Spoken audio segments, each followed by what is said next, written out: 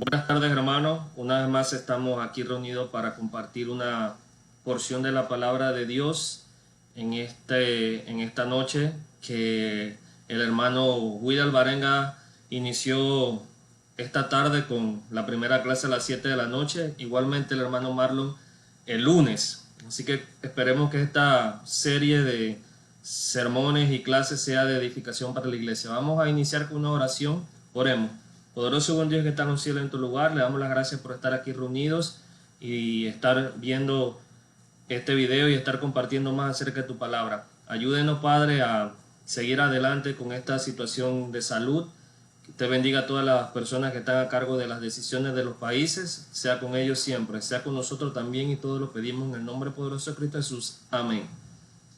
Bien, la sección, o más bien la serie que nosotros vamos a hablar hoy martes, se trata acerca de lo que es la autoridad de la palabra de Dios, entendiendo como palabra de Dios lo que conocemos como la Biblia. Ahora, hay un versículo clave que quiero compartir con ustedes que se encuentra en 2 de Pedro 1, 20 al 21, y dice de la siguiente manera: pero ante todo sabed esto, que ninguna profecía de la Escritura es asunto de interpretación personal, pues ninguna profecía fue dada jamás por un acto de voluntad humana, sino que hombres inspirados por el Espíritu Santo hablaron de parte de Dios. En otro asunto más que trataremos hoy, y es la primera lección de esta serie de estudio, es el propósito de la Biblia. Algo importante que debemos nosotros entender es la siguiente pregunta: ¿por qué existe la Biblia? ¿Por qué está en la tierra? Y la pregunta más importante: ¿cuál es su propósito? Para responder a esta pregunta existen otras preguntas, o surgen otras preguntas que debemos hacernos. Por ejemplo, ¿por qué existe el universo? ¿Por qué existe la tierra? ¿Quién creó la tierra? Y sobre todo, ¿quién creó al hombre y cuál es su propósito? Dice el hermano Cottrell que Dios deseó en su corazón hacer un individuo a su propia imagen y semejanza, alguien que pudiera amarlo y adorarlo, alguien con quien pudiera tener siempre una comunión personal. Ahora, una pregunta: ¿alguna vez usted se ha imaginado lo hermoso que debió ser compartir con Dios cara a cara? Esto fue lo que Adán y Eva vivían en el jardín del Edén. Vamos a ir a Génesis capítulo 3, versículo 8, y vamos a ver lo que ellos experimentaban en el jardín del Edén. Génesis 3:8 dice de la siguiente manera: y oyeron al Señor Dios que se paseaba en el huerto al fresco del día, y el hombre y su mujer se escondieron de la presencia del Señor Dios entre los árboles. Observe lo que ocurrió, lo que dice el escritor, que es Moisés. Aquí dice que el Señor se paseaba en el huerto del Edén, andaba por el jardín buscando su creación para compartir con ella. El encuentro con Dios no era la única actividad que Adán y Eva realizaban durante el transcurso del día, porque dice Génesis 1:28 y 2:15 que ellos hacían otras cosas. Observe Génesis capítulo 2 versículo 15, dice así: entonces el Señor Dios tomó al hombre y lo puso en el huerto del Edén para que lo cultivara y lo cuidara. O sea que ellos hacían otras actividades, pero el encuentro con el Señor era la actividad más importante del día.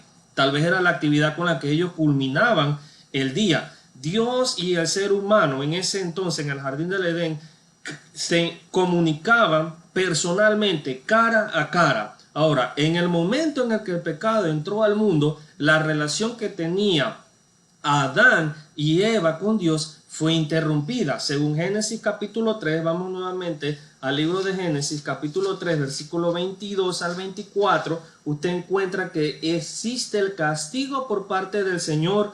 Dice que Él expulsó al hombre del jardín del Edén.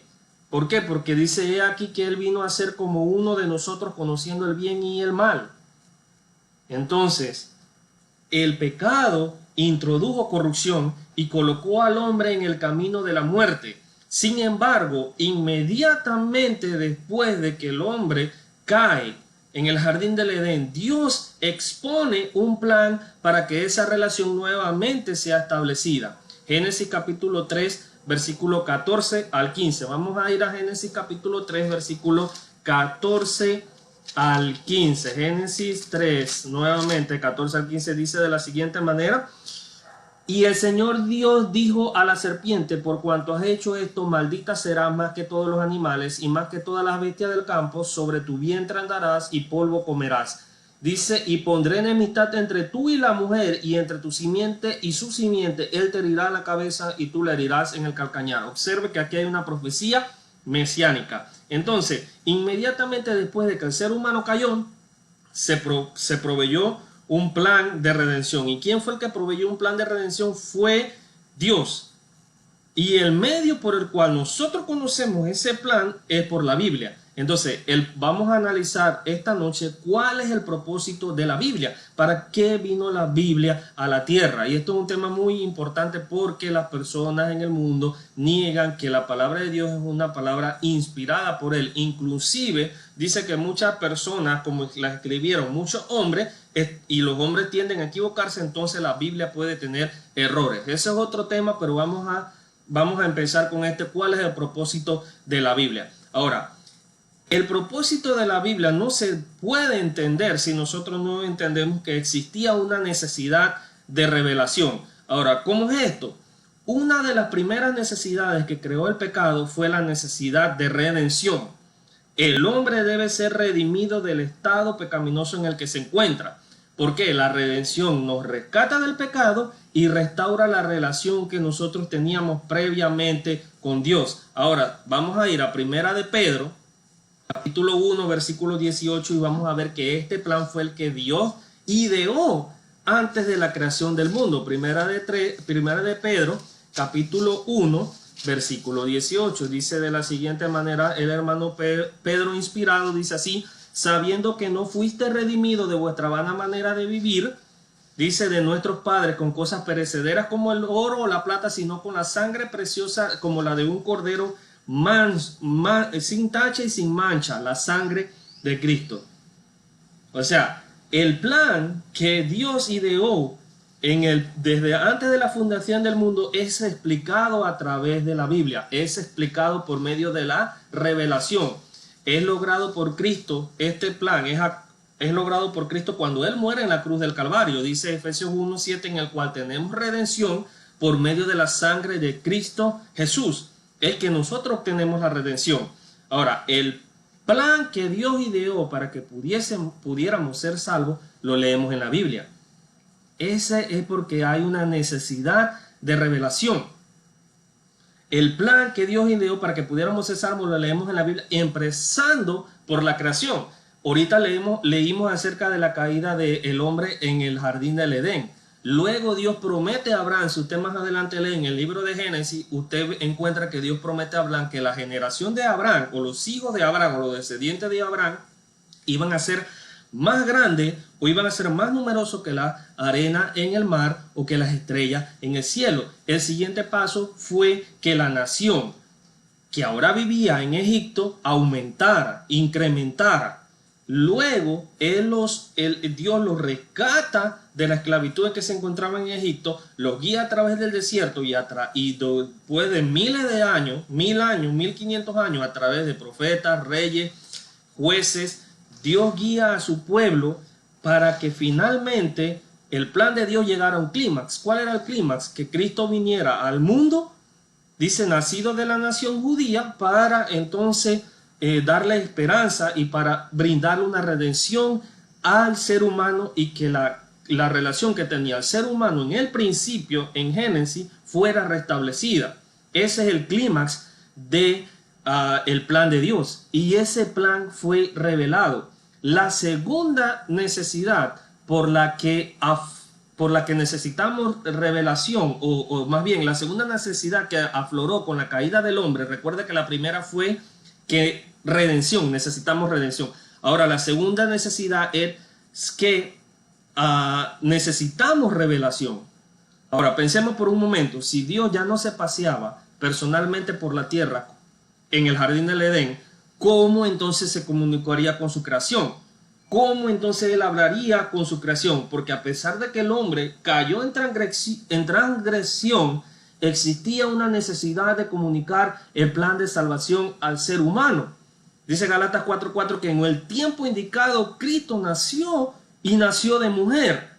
Nació de una virgen. O sea, muchas veces nos preguntamos por qué Dios no envió a Jesús inmediatamente después de que el ser humano cayó. No, porque ese no era el plan de acuerdo a lo que dice Gálatas 4:4. Ese no era el plan de Dios. Entonces, los actos que son narrados en Éxodo, Número, Deuteronomio, incluso la resurrección de Cristo, que son manifestaciones de poder, y el propósito de él no era redención. El propósito de ellos era de redención, disculpe. Los actos que vemos en Número, Éxodo, Deuteronomio y a través del Antiguo Testamento, el propósito era de redención, mas no era de revelación. Ahora, pregunta, ¿por qué existió la necesidad de revelación?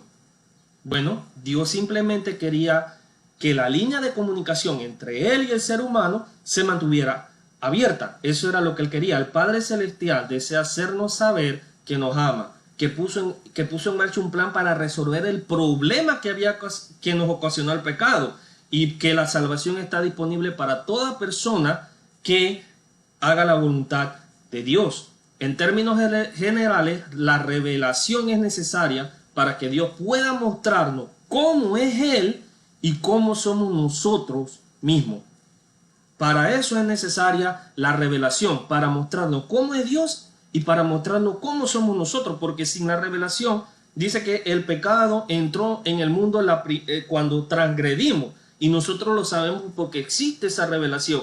Ahora, la revelación es de suma importancia, pues nos explica el plan de redención. Nuestro hermano Keith Mosher lo expresa de la siguiente manera: lo que el hombre necesita para la salvación ha sido escrito como revelación. De hecho, cualquiera que considere que es espiritual debe reconocer que el mensaje de la Biblia es revelado. 1 Corintios 14:37 dice: si alguno se cree espiritual entre ustedes, reconozca que lo que os escribo son los mandamientos del Señor.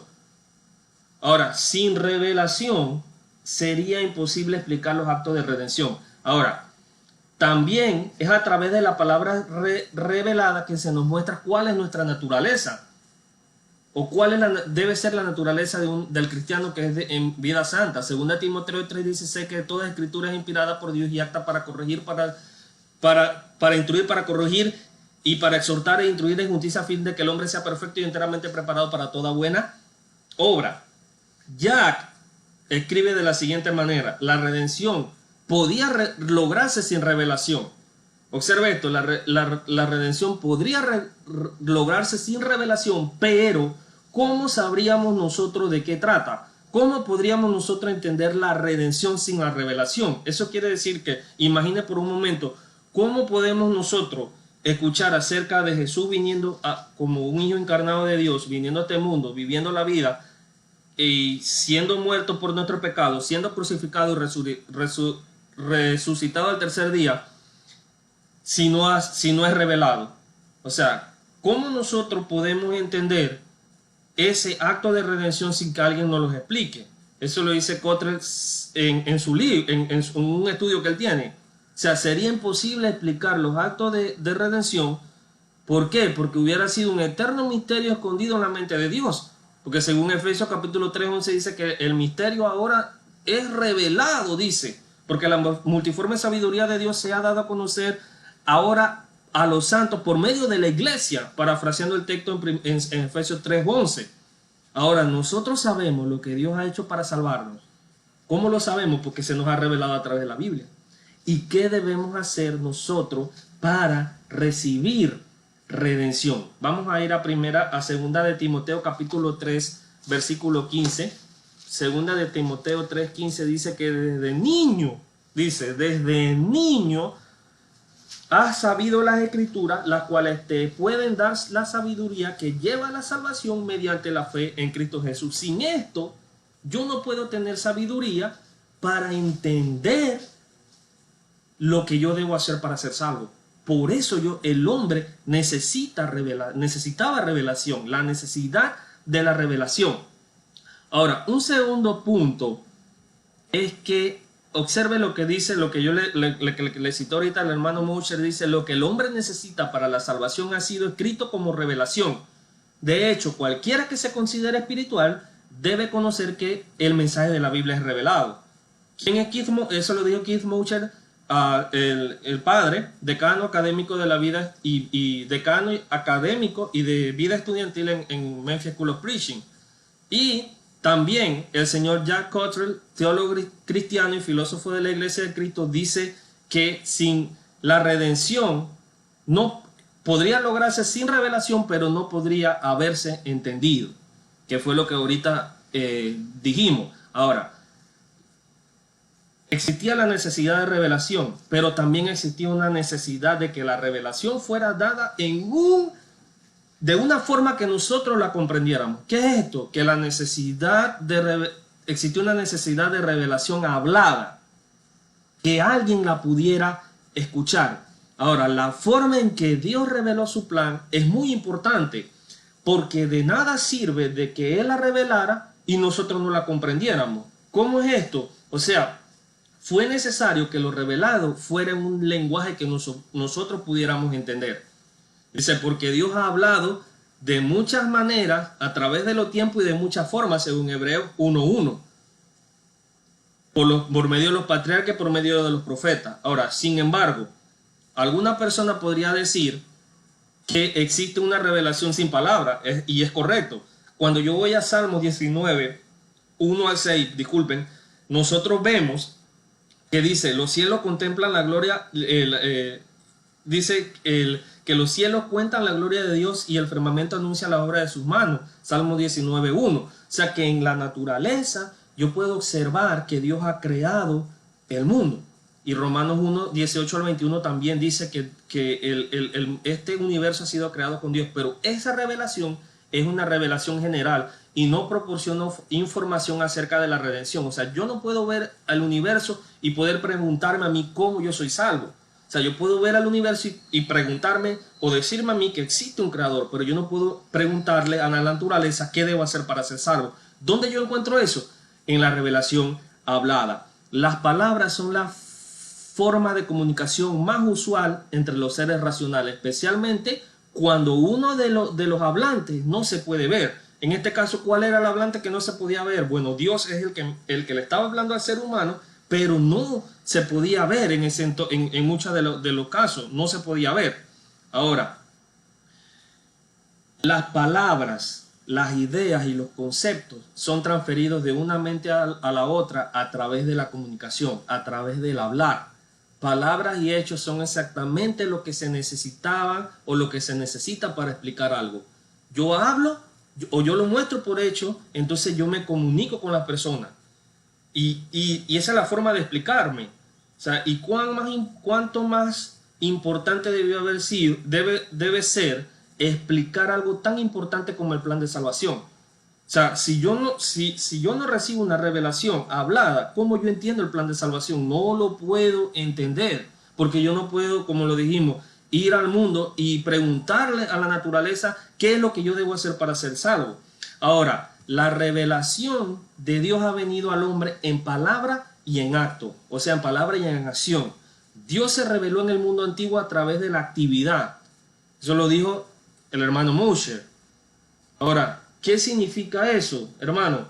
Por ejemplo, cuando usted va a Éxodo, Dios le promete a Moisés que el pueblo de Israel iba a ser liberado y que el pueblo de Egipto iba a ser castigado. En Éxodo 3, del 2 al 10. ¿Y dónde vemos el cumplimiento de eso que le da, de esa promesa que le da Dios? Lo vemos en la palabra revelada. ¿Y dónde se encuentra eso? En Éxodo 12, del 2 al 3, que vemos que habla acerca del Cordero de la Pascua y que Egipto iba a ser castigado. Entonces, ¿cómo yo comprendo algo si no me lo dicen? O sea, ahora vamos a ver otro ejemplo que podemos observar de acto revelado. Otro ejemplo que nosotros podemos observar de acto revelado lo podemos encontrar en Lucas capítulo 22, versículo 15 al 20, para que lo busquemos. Vamos a ir a Lucas 22.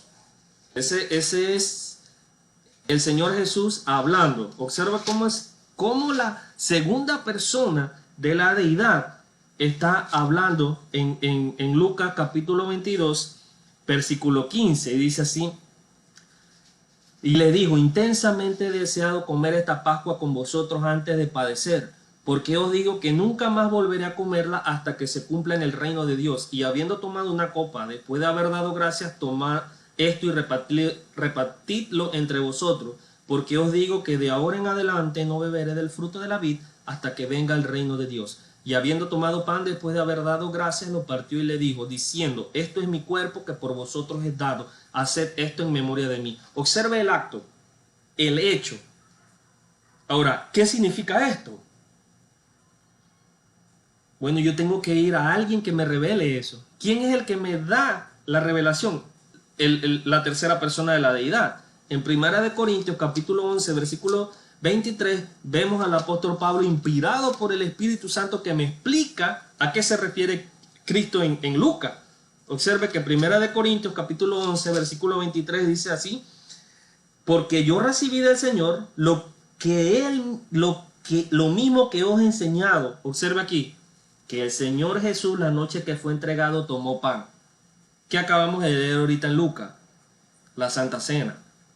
Observe cómo Pablo, a través del Espíritu Santo, explica a qué se refiere el Señor Jesús. Entonces, una pregunta: ¿qué sucede cuando no hay actividad, pero no hay revelación? O sea, ¿qué sucede cuando hay un acto, pero no hay alguien que me lo interprete o que me diga qué es lo que está ocurriendo? Bueno, dos cosas muy sencillas ocurren. La primera es que si hay una actividad, pero yo no tengo una revelación, ignoramos el significado de eso. ¿Qué quiere decir? Que yo no sé cuál es el objetivo de esa acción. Yo no sé cuál es. Lo segundo que ocurre es que nos formulamos nuestras propias opiniones subjetivas de qué fue lo que ocurrió. O sea, imagínense que Pablo no hubiera explicado qué significaba la cena del Señor que Jesús estaba hablando en Lucas. Todo mundo se hubiese formulado teorías acerca de qué era lo que estaba hablando Jesús. Por eso nosotros necesitamos revelación hablada. En este caso la palabra de Dios me dice qué significa ese acto. O sea, si hay actividad y no hay revelación, yo no puedo entender qué es lo que Dios a mí me quiere decir. Ahora, dos cosas son muy claras también que hay que considerar. La primera es que nosotros necesitamos una comunicación verbal por parte de Dios. Y segundo es que nosotros somos seres racionales que usamos el lenguaje para comunicarnos. Observe, para nosotros comunicarnos, nosotros usamos algún tipo de lenguaje, ya sea hablado, escrito, simbólico o de mímica o en señales. Algún tipo de lenguaje yo tengo que utilizar para comunicarme con otro ser racional. Entonces, si hay una acción, pero no hay la revelación de qué es lo que significa eso, de nada me sirve. Ahora, le hago yo una pregunta. Si nosotros somos racionales y utilizamos el lenguaje, y Dios también utiliza el lenguaje para nosotros, entonces sería irracional que Dios utilizara otra forma de comunicación que no fuera la hablada para revelarse a sí mismo, revelar acerca de Dios y revelar acerca del plan de redención que Él inició desde la fundación del mundo. Sería irracional que Él utilizara otra forma de comunicación que no fuera la hablada o que no fuera la revelación. No cabe dentro de la cabeza. Ahora, recuerda que la verdad es que Dios ha hablado. Hebreos 1:1 dice que Dios habiendo hablado, dice ya habiendo hablado de mucha forma, de mucha manera, dice a través del tiempo por los profetas dice por los patriarcas, a través de los profetas. Ahora habla en el versículo 2, dice a través de Jesús. Ahora, observe que la expresión así ha dicho el Señor o su equivalente ocurre cerca de 2000 veces en el Antiguo Testamento. Vamos a ir a Primero de Reyes, capítulo 16, versículo 1. Primero de Reyes 16:1, y vamos a ver qué dice aquí. Y la palabra del Señor vino a Jehú, hijo de Hananí, contra Baasa, diciendo. La palabra del Señor vino. ¿A quién vino? A Jehú. Oseas 1:1. Vamos a ir a Oseas. Es un pequeño libro que se encuentra en la Biblia. No se crea que uno no se lo ha inventado. Está después de Daniel. Oseas capítulo 1, versículo 1 dice: palabra del Señor que vino a Oseas, hijo de Beeri, en día de Usías, Jotán, Acaz y Ezequías. Observe, no fue que Oseas lo inventó. La palabra vino a él. En Jeremías capítulo 1, versículo 9. Vamos a ir a Jeremías también, que se encuentra antes de Lamentaciones. Jeremías y después de Isaías, capítulo 1, versículo 1. Observe qué dice aquí. Jeremías 1:1 dice: palabra de Jeremías, hijo de Hilcías, de los sacerdotes que habitan en Ananot, en la tierra de Benjamín. Dice el versículo 2: a quien vino, ¿qué vino a él? La palabra del Señor en los días de Josías. Y Ezequiel es uno de los libros del Antiguo Testamento que más dice: así ha dicho Jehová, así dice el Señor. Vamos a leer simplemente uno, en Ezequiel capítulo 25, versículo 1. Dice así: y vino a mí la palabra del Señor diciendo, no, en el 27 nuevamente, y vino a mí la palabra del Señor diciendo en el 24. Si usted lee casi todas las introducciones de los capítulos de Ezequiel, dice: y vino a mí la palabra del Señor, y vino a mí la palabra del Señor, o así ha dicho el Señor. Recuerde, haciendo una comparación con el Antiguo Testamento, en el Nuevo Testamento, cuando Jesús es tentado y el diablo le dice: bueno, tienes hambre, convierte esta piedra que está aquí en pan. ¿Qué dijo el Señor? Dice: así ha dicho Jehová, o escrito está. No solo del pan vivirá el hombre. Cuando lo lleva nuevamente dice: si yo te voy a dar todas estas cosas de la tierra, si tú inclinado me adoras, dice: así ha dicho Jehová, así está escrito. O si te lanzas del pináculo, dice el mismo diablo: escrito está también. El Señor va a enviar a sus ángeles para que te protejan, y dice el Señor: escrito está. Entonces vemos que la palabra, así ha dicho el Señor, es muy importante. Ahora, ¿por qué es tan importante enfatizar este punto?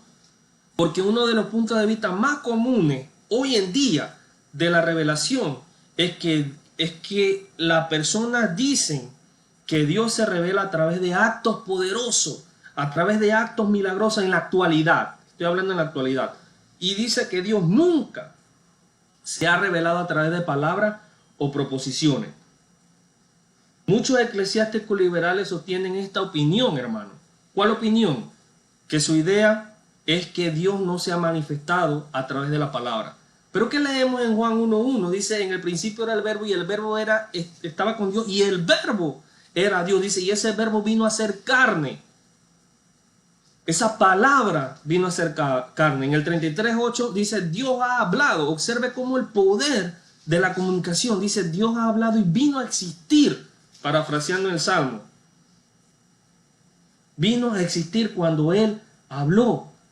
Ahora, al ser nosotros, hermanos, creados a imagen y semejanza de Dios, según Génesis capítulo 1, versículos 26 y 27, dice que nosotros hemos sido creados a imagen y semejanza, no físicamente, sino intelectualmente, espiritualmente y racionalmente hablando. La palabra revelada o comunicada era la forma más efectiva que Dios tenía de comunicarse con nosotros. Al ser nosotros seres racionales, la palabra hablada, la palabra revelada o la palabra escrita era la mejor forma de la que Él tenía para comunicarse con nosotros. Ahora vamos a movernos al último punto. Observe que existía una necesidad de revelación. También existía una necesidad de revelación hablada, pero también existía una necesidad de la revelación escrita.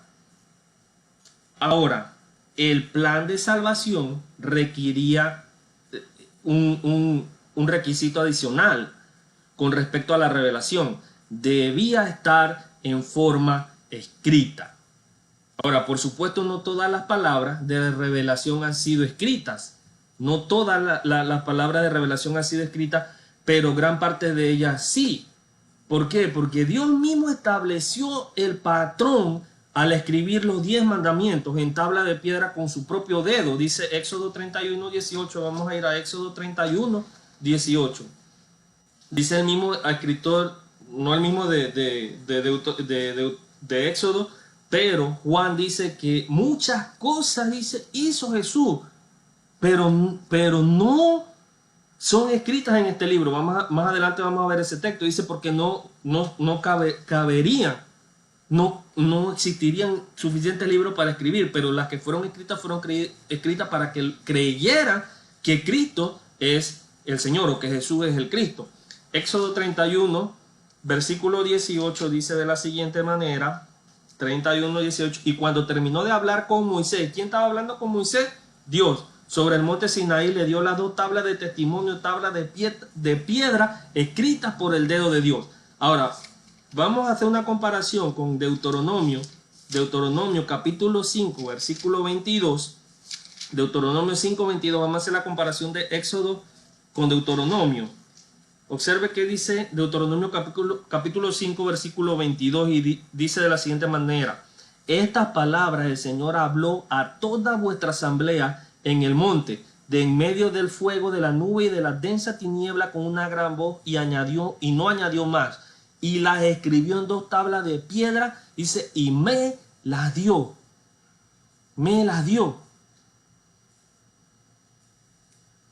Ahora, Dios pudo haberse comunicado con su creación de muchas formas, de muchísimas formas, pero Él pudo haber optado por una comunicación cara a cara. Él pudo haber optado también con lo que era sueños, ángeles, visiones, de muchas formas. Sin embargo, dice el señor Bert Thompson, microbiólogo, maestro de la Biblia, editor de Apologetic Press, dice de la siguiente manera: el medio más adecuado para resultados a largo plazo sería aquel que garantizara la permanencia, es decir, resistiera la prueba del tiempo y podría pasarse fielmente, observe esto, de generación a generación a lo largo de la historia humana. Dice, eso lo dijo Thompson en una defensa contra la inspiración de la Biblia. Ahora, ¿cuál era nos preguntamos, ¿cuál es este medio que permanece a través del tiempo? Bueno, la Escritura. La Escritura. Ciertamente Dios, hermano, utilizó conversaciones cara a cara, porque si vamos al Génesis vemos que Él conversó con Adán y Eva. Él conversaba con los patriarcas cara a cara. También utilizó visiones y sueños con los profetas. Sin embargo, Dios le encargó a los profetas que no solo predicaran, sino que lo escribieran. Vamos a ir a Jeremías nuevamente. Vamos a ir a la palabra de Dios en Jeremías capítulo 25, versículo 13. Jeremías capítulo 25, versículo 13. Dice así la palabra del Señor: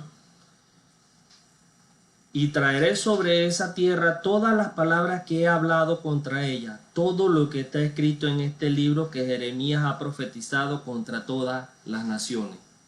Jeremías lo había escrito en el capítulo 30 de ese mismo libro, en el versículo 2. Observe lo que dice. Vamos a leer desde el versículo 1. Dice así: palabra que vino a Jeremías de parte del Señor diciendo, así dice el Señor Dios de Israel, escribe, escucha hermano lo que dice ahí, escribe en un libro todas las palabras que te he hablado. En Isaías 38 le da la misma mandamiento a Isaías, escribe. En Habacuc 2.2 le dice, escribe. En Lucas 1.3 el mismo autor, Lucas, dice así, cosas que yo he considerado, parafraseando, que es necesario escribirte. Dice Lucas, vamos a ir a Lucas capítulo 1, versículo 3. Y Lucas no era una persona, un neófito. Lucas era un doctor, un médico de ese tiempo. Dice Lucas 1:3, dice, también a mí me ha parecido conveniente, después de haber investigado todo con diligencia desde el principio, escribírtela ordenadamente, excelentísimo Teófilo. Y Apocalipsis 1:11, el mismo Señor Jesús le aparece a Juan y le dice todas las cosas que tú vas a ver en estas visiones. ¿Qué dice allí? Quédatelas y echa un cuento, transmítela verbalmente a otras personas. No decimos que la transmisión verbal sea mala, pero dice Apocalipsis 1:11 que decía, escribe en un libro lo que ves, envíalo a las 7 iglesias. Escribe. En el versículo 19, escribe pues las cosas que has visto y las que son y las que han de suceder después de esta. Escribe, hermano. Escribe. Ahora, ¿por qué era necesario que los profetas escribieran lo que les fue revelado? O que los apóstoles escribieran lo que les fue revelado. La primera característica de eso, lo primero del por qué era necesario que los profetas escribieran, era que estas revelaciones, al escribirlas, quedarían en forma permanente para que estuvieran disponibles para las generaciones futuras, así como para las personas que las recibían en ese momento. En Romanos capítulo 4, 22 al 25 y en 1 Corintios 10, 11 se nos dice a nosotros que dice que esas cosas se escribieron para ejemplo para nosotros, para que nosotros no deseáramos lo que ellos desearon. Ahora, si yo no tengo la Biblia para ver ese ejemplo, ¿cómo yo voy a estar en la posición de analizar lo que ellos hicieron y yo no hacerlo, si yo no estoy viendo el ejemplo? Vamos a ir a Juan capítulo 20, versículo 30 al 31, que nos da el propósito del libro. Juan capítulo 20, 30 al 31, se me da el propósito de por qué Juan escribe. Dice así, y muchas otras señales hizo también Jesús en presencia de sus discípulos. Dice que no están escritas en este libro, pero estas, o sea, las que están aquí, en el libro de Juan, se han escrito para que creáis que Jesús es el Cristo, el Hijo de Dios, y para que al creer tengáis vida en su nombre. Esa es la primera necesidad de que los profetas escribieran, que quedaran registros permanentes para que yo los pudiera ver y pudiera entender y no seguir lo mismo que ellos hicieron, o seguir las buenas cosas que ellos hicieron. Y que las futuras generaciones como yo pudiera verlo, o como usted, y las personas de ese momento pudieran también leerlo. Ahora, lo segundo es lo siguiente. La segunda razón, disculpen, es que al preservar los documentos escritos, la subjetividad es eliminada. Haga este ejercicio, amigo, hermano, el que nos esté viendo. Agarre un grupo de personas, 10, 15 personas, y dígale a la primera persona en voz bajita al oído una frase o una oración, y que ella se lo diga a la segunda persona, a la tercera persona, a la cuarta persona, hasta la 10ª persona. Y le garantizo que lo que usted le dijo a la primera persona no es lo mismo que llega a la 10ª persona. ¿Por qué? Porque tendemos a agregarle cosas a lo que nosotros escuchamos. Por eso se crean los bochinches. Ahora, la razón de preservar documentos escritos es que la subjetividad es eliminada. ¿Qué quiere decir? Que lo que yo pienso es eliminado. No hay cabida para eso. Dice el señor Jack Cottrell, otra vez teólogo cristiano y filósofo en la Iglesia de Cristo, dice lo siguiente: la revelación escrita invalida todas las apelaciones a la experiencia subjetiva, voces internas, revelaciones personales, opiniones intuitivas, visiones y sentimientos. Tales fenómenos son altamente individualizados e inherentemente ambiguos. La única fuente segura de verdad es la palabra objetiva de la Escritura. Esto se confirma por la forma en que Cristo y los escritores del Nuevo Testamento apelan constantemente a las palabras del Antiguo Testamento. Escrito está, escrito está, escrito está. Mateo 4:4, 4:7, 4:10 y Romanos 1:17. Escrito está. No hay subjetividad, hermano, cuando yo cito la palabra de Dios. No es lo que yo pienso, lo que yo siento, lo que yo considero. Es que en el medio en la madrugada recibí una revelación Y esto es lo que yo le traigo hoy, primer día de la semana. No, hermano. Ya yo tengo una revelación escrita y se encuentra aquí, en la palabra de Dios. Más adelante vamos a ver cómo fue que ella llegó a nosotros, a través del tiempo. Nosotros tenemos una revelación escrita.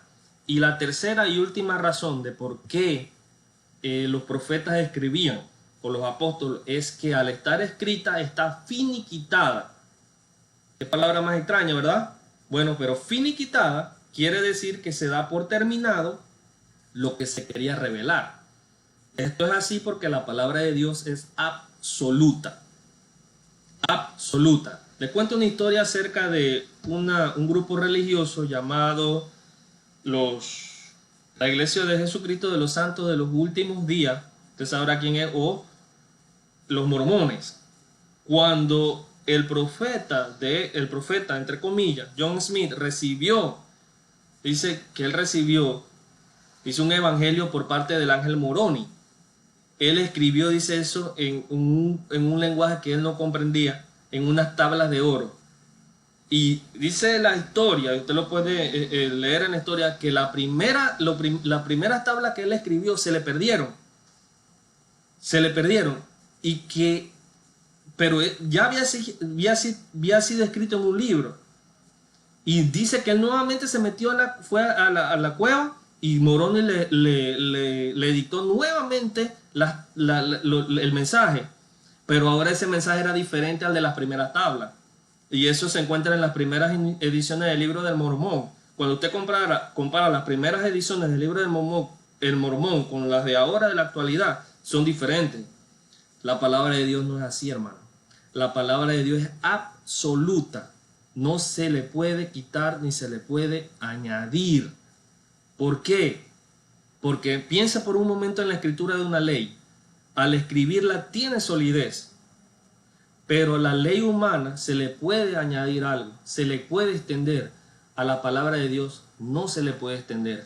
Apocalipsis 22 dice así. 22 versículos 19 y 18 dice: yo testifico, dice Juan, todos los que oyen las palabras de la profecía de este libro. Si alguno añade a ellas, Dios traerá sobre él las plagas que están escritas en este libro. Si alguien le añade al Apocalipsis genéricamente hablando a la Biblia, no es correcto. No es correcto. Dice en Gálatas, Pablo dice: si alguien trae un evangelio diferente al que yo he revelado, sea anatema. Si alguien trae una revelación diferente a la que está escrita, sea maldito.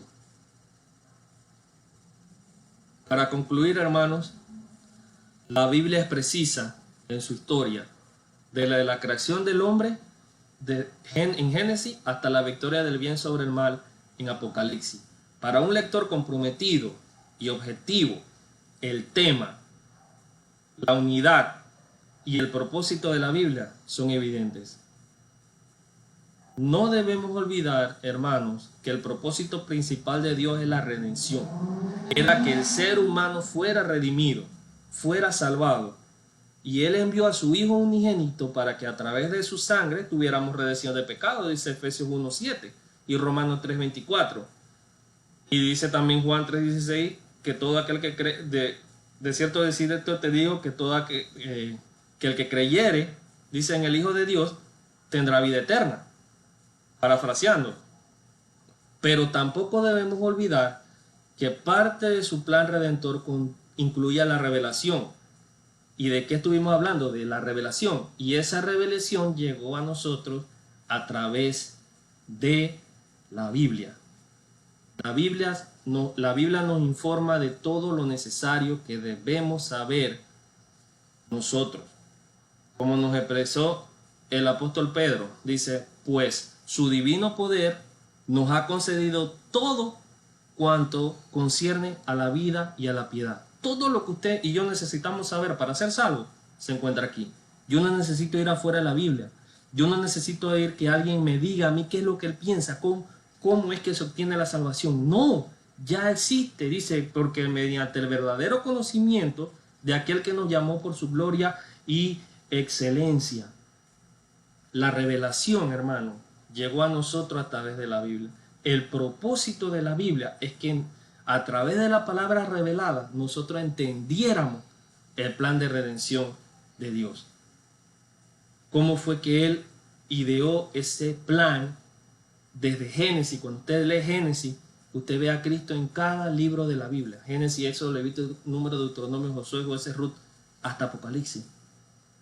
Entonces, si nosotros no hubiéramos tenido la palabra revelada, nosotros nunca hubiéramos entendido qué era lo que pasaba por la mente de Dios para salvarnos. Así que gracias, hermano, por haber prestado atención a esta lección de esta noche, y esperemos que para el próximo martes usted pueda unirse a nosotros nuevamente para estudiar más acerca de la autoridad de la palabra de Dios. Así que el Señor les bendiga y espero que tengan una excelente semana y una excelente noche. Gracias por todo.